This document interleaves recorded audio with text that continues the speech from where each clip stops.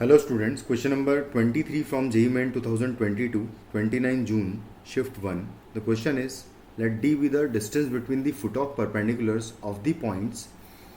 P1, 2, minus 1 and Q, 2, minus 1 and 3 on the plane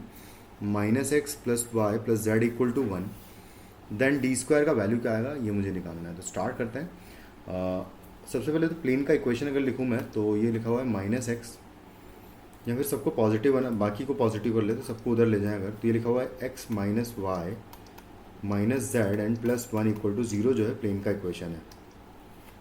अब मैं directly formula use करूँगा कि x minus x one foot of perpendicular अगर मान ले कि है x comma y comma z, तो यहाँ से मैं निकाल लूँगा कि x minus x one upon 1 हो जाएगा in case of this plane equal to y minus Y one upon -1 होगा and equal to z minus Z one upon -1 and equal to minus times ये पॉइंट सेटिस्फाई कर दूंगा मैं इसमें, तो ये आएगा x1 minus Y one minus Z one plus 1 and divided by आ जाएगा actually 1 square plus 1 square plus 1 square. ये इन जनरल निकाल लिया इस प्लेन के लिए। तो अब बस इस पॉइंट को निकालना है, तो सबसे पहले तो इस पॉइंट को मैंने सेटिस्फाई करा देता हूँ यहाँ पर। तो ये हो जाएगा x minus 1 divided by 1 equal to y minus 2 divided by minus 1 equal to z minus z1 का वैल्यू -1 है तो +1 हो जाएगा यहाँ पर एंड डिवाइडेड बाय है -1 इक्वल टू माइनस, इस पॉइंट को मैं सेटिस्फाई कर दूंगा यहाँ पर। तो ये हो जाएगा 1 माइनस 2 एंड +1 हो जाएगा एंड +1 है और डिवाइडेड बाय आ जाएगा 3। तो इसको सिंप्लीफाई करें अगर तो यहाँ से आ जाएगा कितना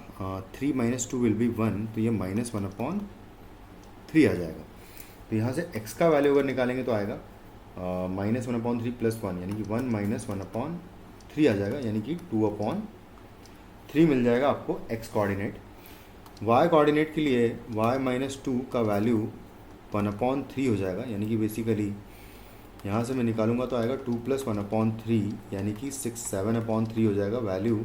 y कोऑर्डिनेट का। एंड z के लिए अगर देखें तो z प्लस 1 का वैल्यू हो जाएगा यहाँ से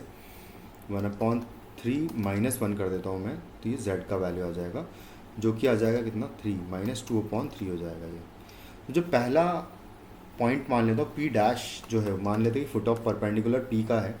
तो वो हो जाएगा कितना 2 upon 3 comma 7 upon 3 comma -2 upon 3। बस अब सेम वे में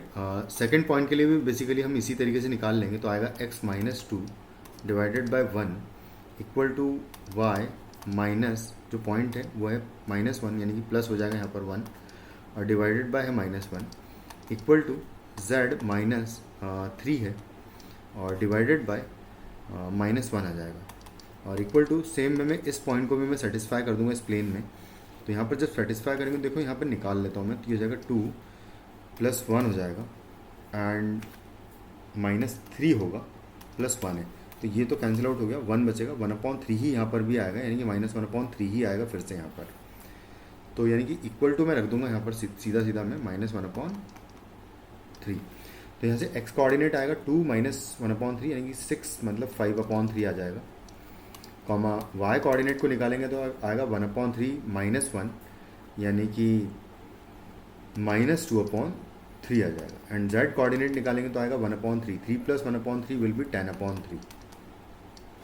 तो जो पॉइंट आएगा वो आएगा 5 upon 3 comma -2 upon 3 comma 10 upon 3 ये आ जाएगा। और दूसरा जो फुट ऑफ परपेंडिकुलर ये q डैश कह देता हूँ मैं, तो p डैश का वैल्यू निकाल चुके हैं हम 2 अपॉन 3 -2 है ना, तो 2 अपॉन 3 7 अपॉन 3 एंड -2 अपॉन 3 कुछ इस तरीके से p डैश का वैल्यू है 2 7 एंड -2 करेक्ट। तो मुझे एक्चुअली d का वैल्यू निकालना है या d स्क्वायर का वैल्यू सीधा सीधा निकाल लो इन दोनों के बीच की डिस्टेंस का स्क्वायर। तो यहाँ से आ जाएगा 5 अपॉन 3 -2 अपॉन 3 का स्क्वायर प्लस आएगा -2 अपॉन 3 एंड -7 अपॉन 3 का स्क्वायर प्लस